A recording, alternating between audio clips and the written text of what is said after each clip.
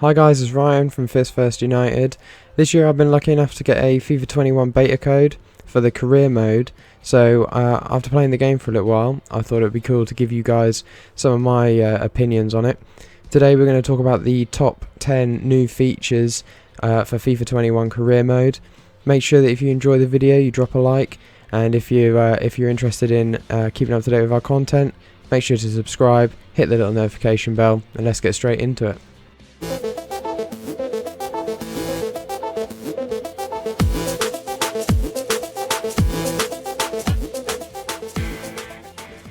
Number one is management feel.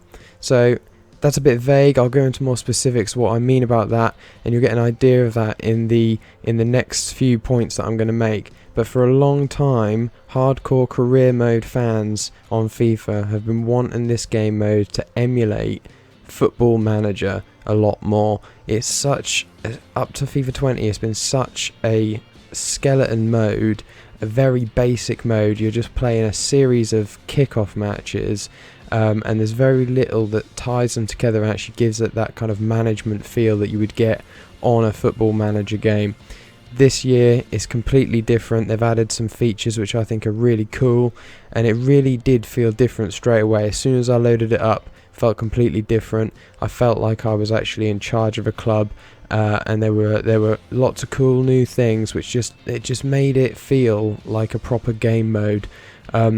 So you know, one of those we're going to talk about next was a huge one, and that is training. Focused training. Now this is cool. This caught my eye straight away as soon as I went in because it's so different. They've completely changed the training aspect of this game. It's not like FIFA 20 when you used to get your 5 training sessions a week.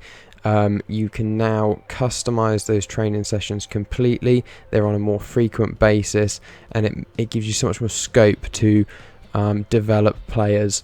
You can get real specific training styles. You can go into a player, you can pick, right, I want to focus on wide midfielder, I want to focus on inverted winger, defensive midfielder, shot stopper, sweeper, centre back, etc, etc. There's so many. You can pick one of these and it will automatically create a training session for that player which will boost the attributes which are needed for them to play in that style. So if you want to play as an inverted winger, it will automatically start to boost up his weak foot trait. It will automatically start to focus on acceleration and pace if you're going for a winger style. If you're playing for a defensive mid, it will look at his slide tackle, his interceptions, his strength, that kind of stuff. It is a really good way to customize your team, and you can take a player who it plays in one way usually on the game, and you can make them into a much more well-rounded player. Okay, number 3 is prolonging retirement. This is also pretty cool, and it's again linked to the training. So with this new training that they've put in, you can now prolong a player's retirement. So if you get a player that is 33, 34, their pace and their acceleration automatically starts to go down, their strength and stamina starts to go down. If you've got a player that you want to keep in your team for as long as possible, you can pick one of these specific training sessions that I told you about a minute ago, and it will, if they're of a certain age, instead of boosting attributes, it will prevent those attributes from going down at a quicker rate. Okay, train new position. This one's really cool. It's something which FIFA fans, especially career mode fans, have wanted for such a long time. It's such a simple thing to do, and yet it's taken them this long to do it. If you now want to take a winger and play them as a striker, you can do that over a course of like 10 or 12 weeks. That player will now learn to play as a striker, and you can put them there in your team now. Number 5, guys, is schedule. This is also quite cool, a little bit intimidating to start with, to be fair. It seemed like it was quite a lot to get my head around, but once I kind of played about with it a little bit, got an idea of what was actually going on, it was really quite helpful, really quite a cool addition. So you now, instead of having your 5 training sessions a week, you now give your team a schedule. So you can incorporate rest days, training days, recovery days. You can also set schedule rules, so you can choose what players do before and after a game, so you can set it up so that they never have a rest day before a game. You can always have them training the day before a game. You can set it up so that they never train the day after a game. And what is cool is this is all linked to their fitness. If you have them training every day, their fitness will go down, their morale will go down, but also if you don't have them training hardly at all, their fitness also won't go up. Their morale also won't go up, so it's about striking that balance. Another cool thing that it affects is number 6 on our list. So number 6 on the list is sharpness. This is a new thing in FIFA 21. It's a new kind of measurement statistic of your players. You've had your fitness, you've had morale.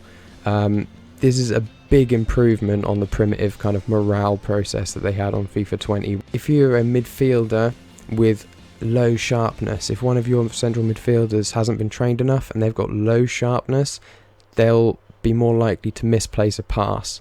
If you've got a striker who's playing with low sharpness, they're less likely to take their chances and be clinical in front of goal. Number 7's a bit of a weird one. I'm not sure whether this really bothers many people, but for me, the news tab, the breaking news column, the club news column, it used to always have stuff in it which wasn't really relative to what was going on. I used to get stuff in the breaking news column that was stuff from like League 2 or from a league overseas, and really that's not breaking news. I used to get stuff in the my club column bit which wasn't really anything to do with my club. The news tabs, they've been updated, they look better, they're more relevant, and they actually read like proper articles in FIFA 21. Number 8, simulation options. This is really quite a cool one. So the instant simulation is gone. I hated FIFA 20 simulations. Used to simulate the game, boom, done. Didn't even give you any kind of run-in commentary on what's going on in the game.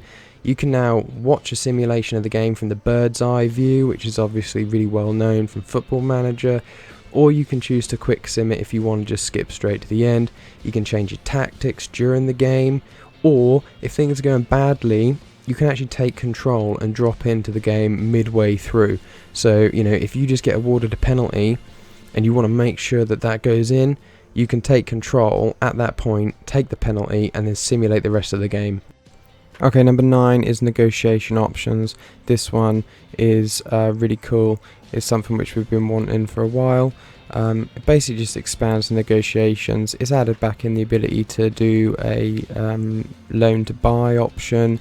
It's added in difficulty for how hard it is to negotiate with players or with clubs to bring players in, so it gives you more freedom over whether you want to build a dream team really easily or you want to have a more kind of realistic football managing experience.